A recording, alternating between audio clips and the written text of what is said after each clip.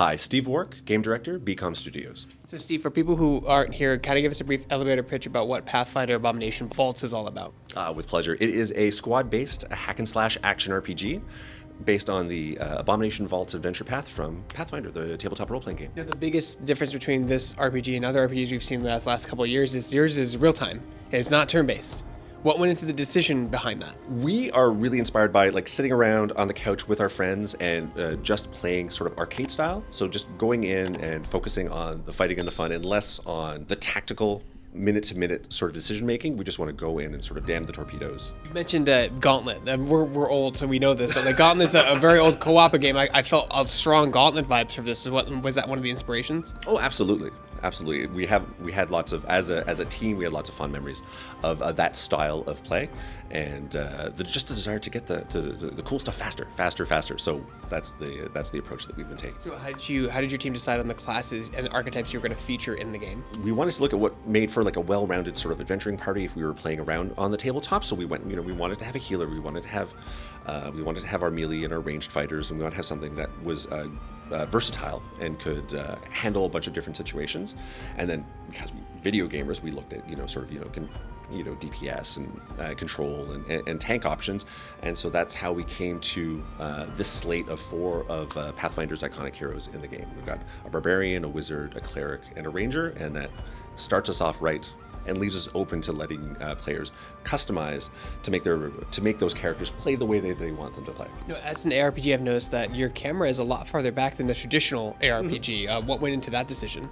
A lot of that came to giving a good bird's eye view of the map, because we didn't want to go for split screen. That was one of sort of our internal decisions, that we wanted to make sure that we could see all 4 heroes at the same time and still have enough sense of space to have the heroes go off into their own corners if they wanted to, if there are things to do, because it creates some nice puzzly moments, right? Go up here, close that door, and keep the invaders from coming in, sort of lower right.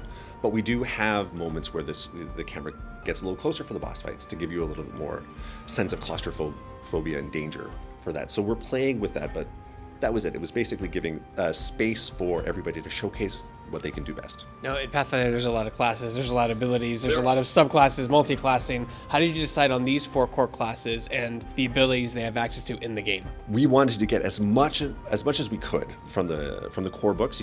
The second edition rules have a ton of options, so we went the archetype route. We went, okay, we know that there are different basic ways that all these classes can be played in ways that are meaningful for, of course, an action RPG, because there's a crossover. There's things that work very well in tabletop and can inspire really cool things for the action RPG. So we know what players would kind of expect for action, and then how can we take the best fitting options from the rules and really bring the both together. Is that difficult because usually when people play RPGs, they really want to make their own character, right? Their own class, their own look, but you have pre-built characters with pre-built classes. How did that play into the design, and why did you decide to do that instead of character, just go all hell with character customization? This is really kind of like a personal note. My favorite introductions to tabletop RPGs were playing in sort of a convention experience out of the box. Here is the pre-gen, so here is your wizard, you be the best version of that wizard you can be and surprise me.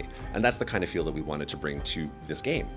So here are known iconics. These are, iconics from the Pathfinder brand, and they're sort of the quintessential versions of that class. And we're giving the players a whole bunch of customization options so that they can make that Ezran feel like their own.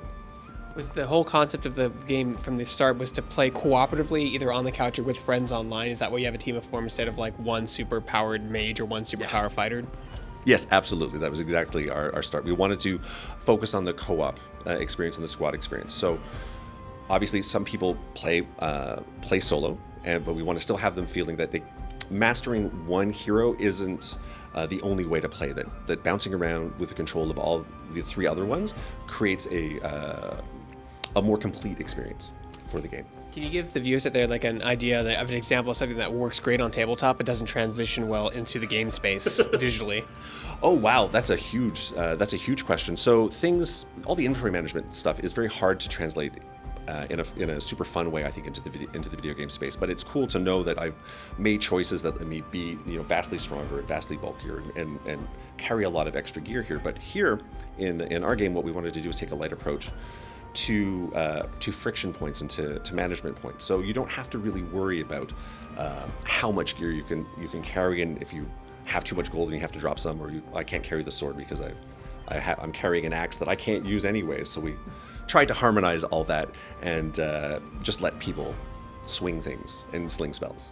It's also because that's what comes down to like your DM as well. Like when you're playing the game too, like, oh well, what's your weight? How much does it weigh? How much weight are you carrying? You're like, we're going to worry about weight in this game. Are we going to worry about encumbrance? Are we going to worry about the layering of things? Because the oil is at the bottom of the pack, and please don't make me ruffle through it. I can't spend 3 actions ruffling through that pack. Right? Yeah. Yeah. Just to see if you can find it. Really? Can I just throw it? So yeah, I'm a very rule of cool type of DM, so it's all logical for these things. But I mean, that's just me. There are different ways to play these games, and having an action RPG lends itself to that type of experience. I almost feel you wanted your game to be very approachable, so you made it very arcade-like, right? Like very simple pick up and play. Was that part of your design as well? That was definitely part of the design. So one of the things, like, there is a range of 7 abilities for all the heroes, and yes, the ranger has a different light attack than the wizard does, but the buttons are in the same spot, at least at the start, so that when you hop between different characters, you don't have to guess really about what you're going to do.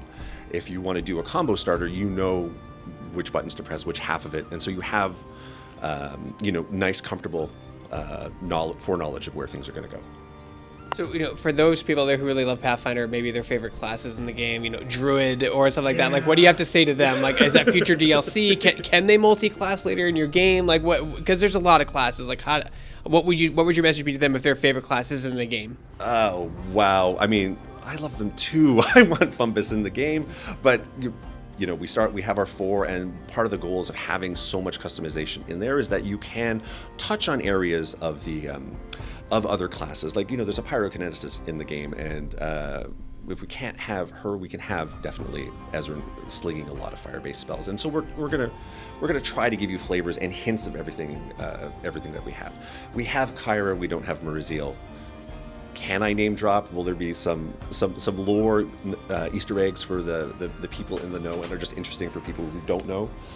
There we go. And then when does your game come out, and what platforms are you aiming for at launch? We are aiming at launch on Steam and Great Old Games, and it's available for wishlist now on Steam, and the window is all in the hands of the publisher.